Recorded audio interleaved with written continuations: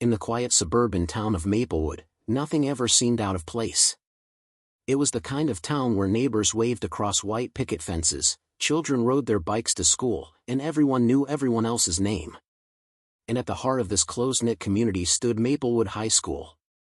A place of learning, laughter, and teenage drama. And among its teachers, there was one who seemed to shine above the rest: Sarah Collins. Sarah was more than just an English teacher. She was the teacher students went to for advice, the mentor parents trusted, and the colleague everyone adored.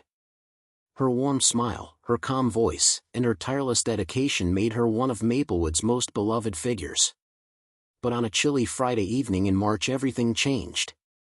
After a routine parent-teacher conference, Sarah Collins vanished without a trace.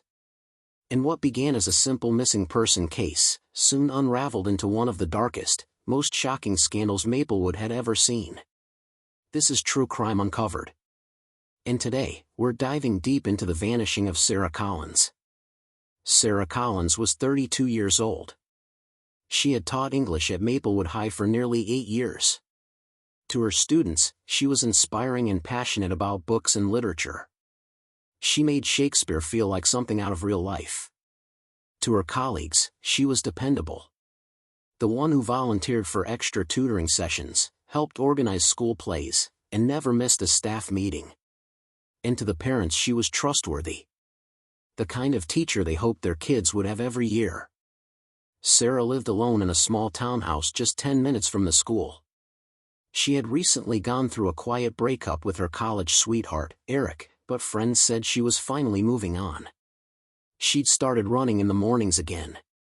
She'd joined a book club. Life seemed normal. Peaceful. But behind her calm exterior, Sarah was dealing with something no one else knew about. Something that would soon come to light and shock everyone who thought they knew her. Friday, March 28, 2019. It was a parent-teacher conference night, one of the longest days of the school year. Teachers were exhausted, but Sarah stayed upbeat, as always. She met with her last parent, packed up her folders, and left her classroom around 8:45 p.m. A custodian later told police he saw her heading toward the parking lot, carrying a few papers and a coffee cup. He remembered her smile and said she waved goodnight. That was the last confirmed sighting of Sarah Collins alive. When Sarah didn't show up for class the next morning, her coworkers grew worried. She was known for her punctuality, never late, never absent without calling. By noon, her best friend and fellow teacher, Laura Bennett, called the police. Later that afternoon, officers located Sarah's silver Honda Civic just 2 blocks from the school. Her purse was inside. Her keys were still in the ignition. But her phone was gone. There were no signs of struggle. No witnesses. No footprints, no drag marks. It was as if she had simply vanished into thin air. Detectives immediately began retracing Sarah's steps. Security cameras from the school's parking lot confirmed she left around 8:50 p.m. But after that there were no further recordings. Her phone last pinged near the Maplewood gas station, less than a mile away, before going silent forever. Police began interviewing everyone connected to Sarah, her friends, coworkers, students, and family. At first, no one had any idea what could have happened. She didn't have enemies. She wasn't involved in drugs or risky behavior. But then a disturbing piece of evidence surfaced. During a search of Sarah's desk at school, investigators found a series of handwritten notes. They were short, angry messages and signed. One read, "Stay away from what's not yours." Another said, "You don't know who you're dealing with." The handwriting was disguised blocky, inconsistent. But one thing was clear: someone had been threatening Sarah for weeks. Detectives began piecing together a different picture of Sarah's life. She wasn't as alone as everyone thought. Sarah had been in a secret relationship with a married man, Mark Dempsey, the father of one of her students. Mark was a well-known local contractor, married with 2 kids. According to phone records, Sarah and Mark exchanged dozens of calls and text messages over several months. Mark told police the affair ended 2 weeks before she disappeared. He said it was mutual, that they both agreed to move on. But investigators noticed something strange. The last text Sarah ever received came from Mark's number at 8:52 p.m., just 2 minutes after she was last seen. It said simply, "We need to talk now." When confronted, Mark insisted he hadn't sent that message. He claimed his phone was missing that night. Detectives couldn't prove otherwise. And without physical evidence, they had to let him go. Still, suspicion lingered. And as they kept digging, police discovered another hidden conflict in Sarah's life, one that would soon become the key to everything. A week before her disappearance, Sarah had filed an internal complaint with the school administration. The complaint was against a fellow teacher, Laura Bennett, her closest friend. In the report, Sarah accused Laura of misusing school funds meant for student programs. She claimed that money raised by the PTA for field trips and supplies had been withdrawn without explanation. Laura denied the allegations completely. She told investigators Sarah had misunderstood, and that they had resolved it privately. But Sarah's sister told police otherwise. "She told me she was nervous. She said she found something bad, something that could ruin someone's career. But she didn't tell me who." After that, Sarah became distant. Her friends noticed she looked tired, distracted. And then those threatening notes began showing up. Coincidence? Detectives didn't think so.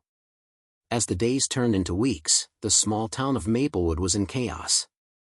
Volunteers searched the woods. Flyers covered every lamppost. Candlelight vigils were held outside the school gym. Everyone wanted answers. Police chased multiple leads of a creepy janitor who worked late shifts. An ex-boyfriend who still had feelings for Sarah. Even rumors about a parent who'd been seen arguing with her that night. But every lead came up cold. Then, almost 3 weeks into the investigation, a new piece of footage surfaced. A security camera at a nearby gas station showed a woman matching Sarah's description getting into a dark-colored sedan around 9 p.m., just minutes after she was last seen leaving school. The car was traced to none other than Laura Bennett. When questioned, Laura claimed she had offered Sarah a ride that night because Sarah's car was acting up. She said Sarah declined at the last minute and walked away. But detectives quickly noticed inconsistencies in her story. Her timeline didn't match the surveillance footage. Her phone records showed she was in the same area where Sarah's car was found. And most damning of all, cadaver dogs alerted to the trunk of her car. With a search warrant in hand, investigators combed through Laura's garage. Under a tarp, they found traces of blood, small but unmistakable. DNA tests confirmed it belonged to Sarah Collins. The walls of Maplewood High seemed to close in overnight. Laura Bennett, the woman who led the search committee, the woman who cried in interviews begging for Sarah's safe return, was now the prime suspect. Faced with the evidence, Laura finally broke down. According to the official police report, she confessed that she and Sarah had met in the school parking lot that night. They argued about the complaint Sarah had filed. Sarah threatened to take her findings to the school board and to the police if Laura didn't come clean. In a moment of rage, Laura struck her. Sarah fell, hitting her head on the pavement. Panicking, Laura dragged her body into the trunk of her car and drove away. Laura told detectives she drove 20 miles out of town, into the Pine Ridge Woods, where she left Sarah's body under a pile of leaves. She returned home before midnight, washed her clothes, cleaned the trunk, and went to work the next morning as if nothing had happened. For nearly 3 weeks, she attended vigils, cried on camera, and stood beside Sarah's grieving family, all while knowing exactly what she had done. 2 weeks later, police recovered Sarah's remains in the very woods Laura described. An autopsy confirmed she died from blunt force trauma to the head. The case was officially closed, but the emotional wounds left behind would last for years. Laura Bennett was charged with second-degree murder, tampering with evidence, and embezzlement. She pleaded guilty in exchange for a reduced sentence, 35 years in prison. In court, she broke down, apologizing to Sarah's family. She said she never meant to kill her. But her words brought little comfort. She trusted her. She called her a sister. I just don't understand how someone could do that. The town of Maplewood held a memorial service at the high school auditorium. Students spoke about the lessons Sarah taught them, not just about literature, but about kindness and courage. A scholarship was created in her name, dedicated to students pursuing education. Even now, years later, Maplewood still remembers Sarah Collins. Her photo hangs in the main hallway, a quiet reminder of how quickly trust can turn to tragedy. Her disappearance exposed hidden corruption within the school, leading to several audits and changes in administration. But for those who knew her best, the hardest part wasn't the loss, it was the betrayal. Sarah believed in doing the right thing. She stood up for what was honest and fair. And it cost her everything. In the end, her story serves as a haunting reminder that danger doesn't always come from strangers in the dark. Sometimes, it comes from the people we trust most, the ones who sit beside us, who smile at us every day, who we'd never dream could be capable of such darkness. Sarah Collins' story is one of kindness, courage, and tragedy. A life dedicated to helping others cut short by betrayal. And while justice was served, the echoes of her loss still linger through the halls of Maplewood High. Thank you for listening to True Crime Uncovered. If you found this story powerful, don't forget to subscribe, like, and share. And join us next time as we uncover another case where the truth hides in plain sight.